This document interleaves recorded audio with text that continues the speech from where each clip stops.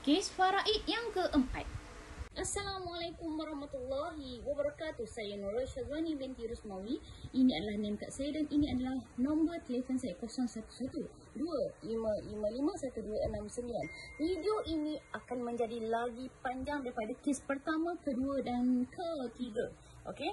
Video ini akan jadi lagi panjang kerana si mati ada seorang anak perempuan sahaja. Tak ada waris lain. Anak perempuan ini akan dapat 1/2. Sebelum kita nak bahagi kepada Baitul Mal, kita kena tengok dahulu carta ini. Kita kena tengok. Okey, si mati, dia tak ada suami, tak ada isteri. Okey, maknanya tak ada pasangan. Tak ada anak lelaki. Hanya ada anak perempuan ini sahaja. Okey, anak perempuan ini saja. Tak ada cucu lelaki daripada anak lelaki. Tak ada cucu perempuan daripada anak lelaki. Tak ada juga ibu. Si mati tak ada ibu. Ibu dah meninggal dunia dahulu. Bapa pun dah meninggal dunia dahulu. Okey, kita tengok pula waris gantian dia, iaitu waris gantian ibu. Nenek sebelah ibu ada ke tak? Tak ada juga. Nenek dah meninggal juga. Kita tengok nenek sebelah bapa. Nenek sebelah bapa tak ada juga. Datuk sebelah bapa pun meninggal dunia dahulu juga. Kemudian kita tengok kepada adik-beradik si mati. Adik-beradik kepada si mati. Saudara seibu sebapa lelaki. Tak ada. Saudara seibu sebapa perempuan. Tak ada. Okey, kemudian tak ada saudara seibu sebapa lelaki dan perempuan. Kita tengok saudara sebapa pula. Saudara sebapa lelaki ada ke tak? Tak ada juga. Saudara sebapa perempuan pun tak ada juga. Kemudian kita tengok saudara seibu. Yang ini ramai yang tertinggal. Saudara seibu, adik-beradik yang ibu sama.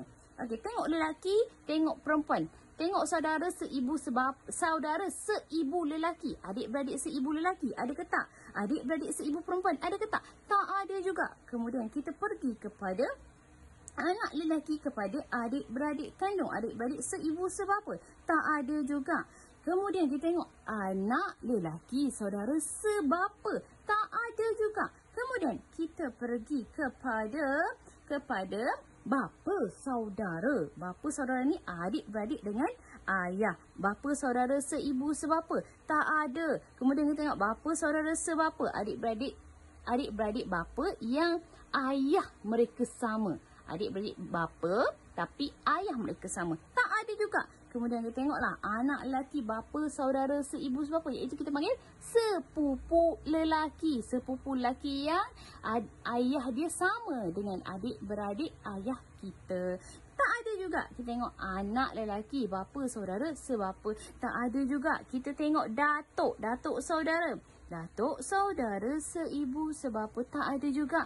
Tengok datuk saudara sebapa. Maka bila kita dah cek semua dah tak ada. Hanya ada anak puang ni saja. Ada seorang je anak puang ni saja. Mungkin juga ini adalah waris si mati ini adalah mu'allaf, baru memeluk agama Islam. Mungkin juga. Dan hanya ada seorang anak perempuan sahaja. Mungkin juga ada kes seperti ini. Okey, bila hanya ada anak perempuan saja, maka barulah jatuh kepada Baitul Mal. Baitul Mal akan ambil asobah. Jadi kiranya hanya ada anak perempuan sahaja.